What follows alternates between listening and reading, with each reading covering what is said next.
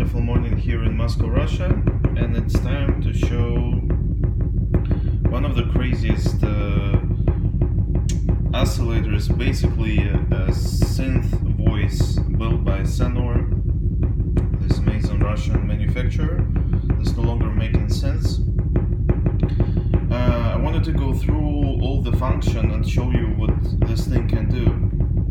And it's interesting because it was built like some of his projects around several instruments, and it combines from the first point of view uncombinable characteristics of the synthesizers put together in one system, so that you don't usually think would be combined together. So for the oscillator we have here two oscillators. Oh yeah, of course it's all pure analog circuitry, through-hole built with the best components and the knobs and everything, and it has real vectorals inside, which I go a little bit in a second. So for the oscillators we use R2600 oscillators, and it has sine, triangle, saw, and square with pulse width modulation. It has two frequency modulation, linear and exponential. Of course, it has voltage octave input for both. The funny thing that is written in Russian, but there is this schematic in English as well. Now for this filter, it is basically booklet 291. It's booklet 291, so it has three outputs. You have the frequency, of course, the frequency knob, and then you have the width of the spectrum knob, and you have frequency modulation, you have modulation for with attenuation, you have a modulation for the frequency control, and you have a modulation for the width spectrum and width of the spectrum. So there are the three outputs. Now this section is the ADSR is based around Roland System 100M, and you have a switch for making it more snappy. You hear like there's the clicks. My mixing is a little bit scratchy, so the scratching comes from here, and then see there is no click, and there's this click, so it can be very, very punchy. Now this section is interesting. It's VCF, VCA, and it is built around Moog Rouge. And this, of course, is a Turing machine, and this is a digital effect section, which is basically a reverb. I can edit over here, and well, you know what? I'm not gonna edit right now. Let me just let it play, and then I turn up the volume. We can hear the pure sound of this thing without any effect, just a raw sound. So basically everything what we hear is coming from this machine. The only thing that is being used externally is just a trigger.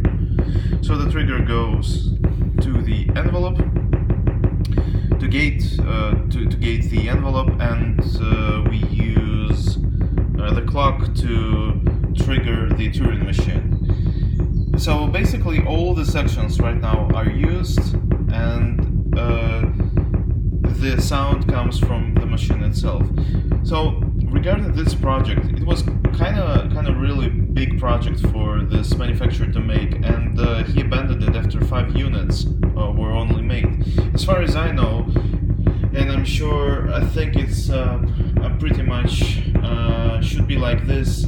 There are 3 units in the hands of one person, and it's not me.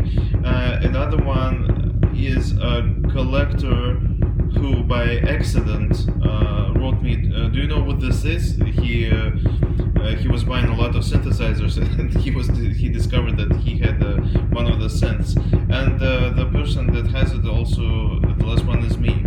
I've basically this unit was in my hands for quite some time. I actually never gigged with that. I played it on a lot of recordings, but I never gigged it. So you can see it's basically in pristine condition.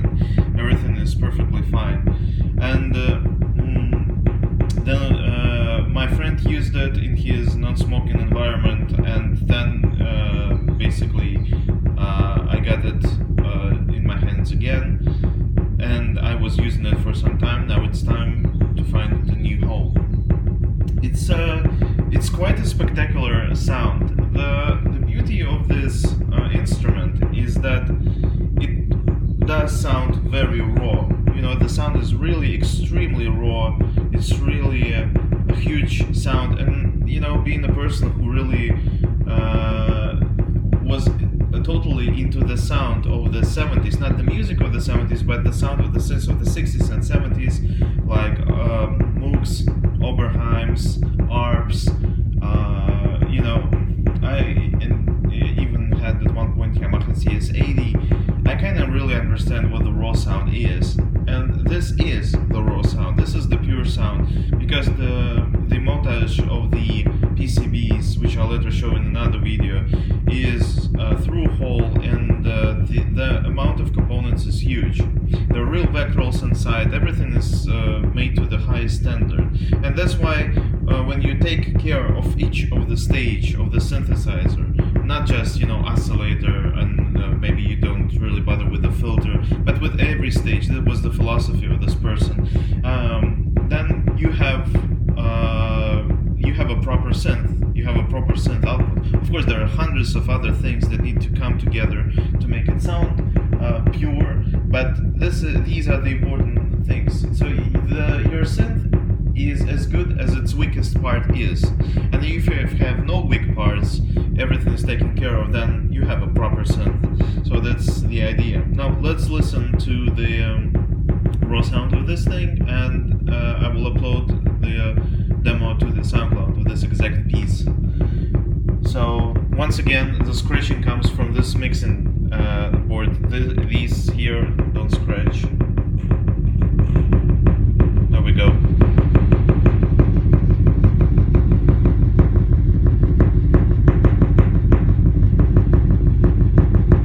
Everything is shaking over here. Of course, the iPhone won't catch the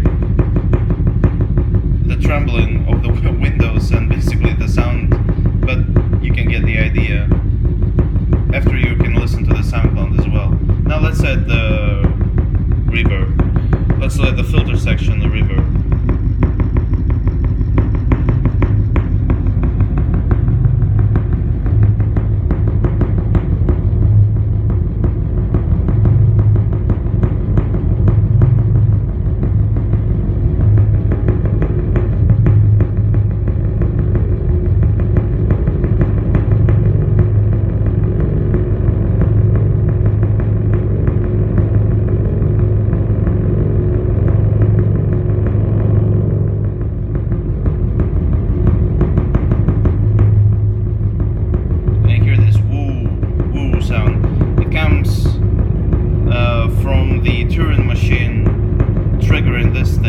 Triggering the frequency of the filter, booklet 291 style filter. As I said, there are real vectorals inside. There are 4 of them.